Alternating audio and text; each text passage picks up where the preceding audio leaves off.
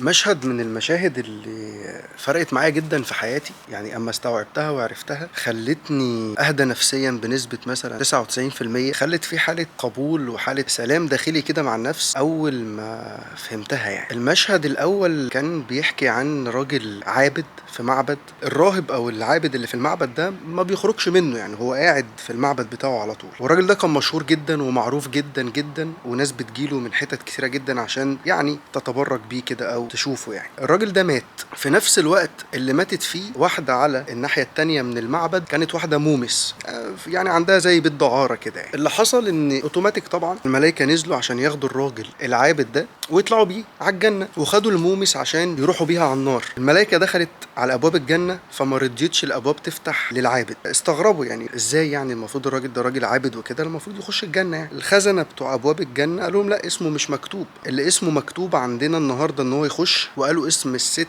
المومس. يعني الملائكة استغربوا فسألوا خزان او الناس اللي على ابواب الجنه ازاي، يعني احنا مش فاهمين. يعني قالوا لهم الراجل العابد ده كان قاعد في المعبد بتاعه بقاله اكتر من 25 سنه وعمال يفكر، هو انا هفضل كده لحد امتى؟ هو انا هفضل اعبد كده والعمر عمال يضيع؟ هو انا ليه ما اروحش او ما اعديش الناحيه التانيه للست المومس دي واروح اسهر واشرب واتبسط يعني واعيش حياتي؟ وفضل في المعبد جسدا ولكن روحه هناك مع المرأة اللي هي المومس دي. طيب ازاي الست المومس هي اللي هتخش الجنة؟ قالك على عكس المومس، كانت دايما وهي بتعمل المعصية بتاعتها كان دايما كان في حالة ندم، كان دايما كان في حالة لا انا لازم اروح المعبد، انا عايزة اروح اشوف. بس هي بتقول انا لو دخلت محدش هيتقبلني، يعني هم كل المنطقة عارفة ان انا مومس، فهيقبلوني ازاي في المعبد ده؟ ممكن يطردوني كمان. فكانت بتروح تلف حوالين جدران المعبد وتسمع اصوات الناس وهي بتتعبد جوه لربنا. اللي حصل ان في نفس اللحظة اللي خد فيها القرار الراجل العابد او الراهب ده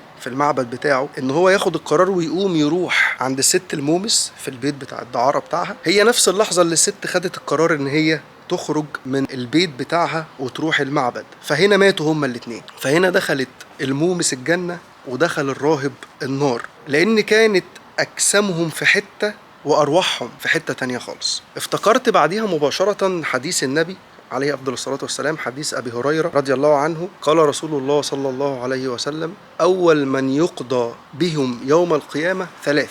فيما معنى الحديث يعني أول ناس هيقضى في أمرهم يوم القيامة ثلاث: عالم ورجل غني، يعني راجل عالم ورجل غني وشهيد. رجل عالم ورجل غني وشهيد. أما العالم فيؤتى فربنا هيعرفه النعم بتاعته فهيعرفها، فربنا هيسأله هيقول له: عبدي علمتك العلم فبما عملت به؟ قال: علمته من أجل وجهك يا رب، أو علمته لك يعني. فيقول الله: كذبت. وتقول الملائكة: كذبت، بل علمته ليقال عنك عالما فقد قيل فلا أجر لك عندي. ويؤتى بالشهيد فيقول: عبدي أنت استشهدت؟ فيقول: نعم يا رب. فيسأل الله: لماذا أو كيف استشهدت أو ليه استشهدت؟ فيقول: استشهدت من أجلك يا رب. فيقول: كذبت. وتقول الملائكة: كذبت، بل استشهدت ليقال عنك جريء أو شجاع، وقد قيل فلا أجر لك عندي. ويؤتى بالرجل الغني فيعرفه ربه نعمه فيعرفها، فربنا يقول له: عبدي آتيتك المال فبما أنفقته أو فيما أنفقته؟ يقول: يا رب من أجل صلة الرحم ومن أجل الفقراء والصدقات. يعني يقول الله: كذبت. وتقول الملائكة: كذبت، بل أنفقته ليقال جواد أو ليقال كريم، وقد قيل فلا أجر لك عندي.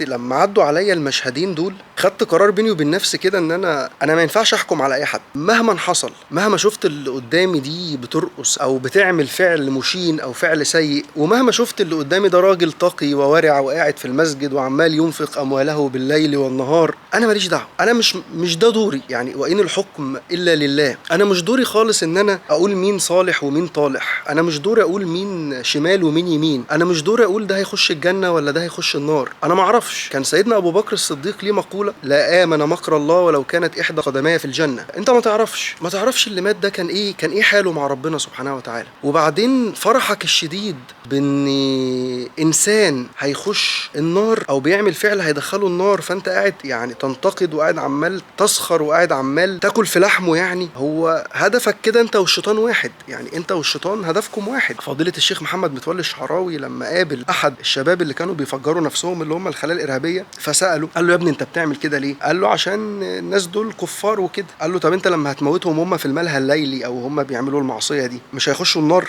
قال له ايوه. قال له طيب ما هو ده نفس هدف الشيطان، يعني الشيطان هدفه يدخلهم النار وانت هدفك تدخلهم النار، فانت شيطان، انت مالكش علاقه بربنا خالص يعني. اخيرا الايه العظيمه اللي حابب اختم بيها للنبي عليه افضل الصلاه والسلام في القران الكريم: كل ما كنت بدعا من الرسل ولا ادري ما يفعل بي ولا بكم ان اتبع الا ما يوحى إلي. محدش عارف يا جماعة، محدش عارف اللي بيغني النهاردة ولا اللي بترقص النهاردة بكرة هتبقى فين. محدش عارف اللي قاعد في المسجد ليل نهار واللي متعبد والزاهد العابد هيبقى فين. وانت هيضرك ايه لو العابد دخل النار والمومس دخلت الجنة؟ وبرضه هيفيدك ايه لو العابد والزاهد دخل الجنة والمغنية او المومس دخلت النار؟ الاولى بالاهمية والاولى بالفايدة والاولى بالاهتمام هو انت، ان انت تاخد بالك من كل افعالك مش من افعال الناس بتعمل ايه. فلو هدف حضرتك ولسه مصمم انك تقول فلان اللي بيعبد هيخش الجنة وفلان اللي ما بيعبدش من وجهة نظرك في العبادة، فاعرف ان انت بتاخد دور مش دورك، وهيعطلك كتير جدا وهيخليك في حالة عدم استقرار نفسي، لانه اصلا ده مش دورك،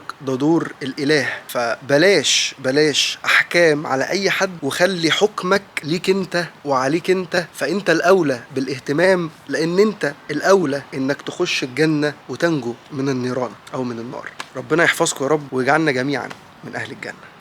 سلام.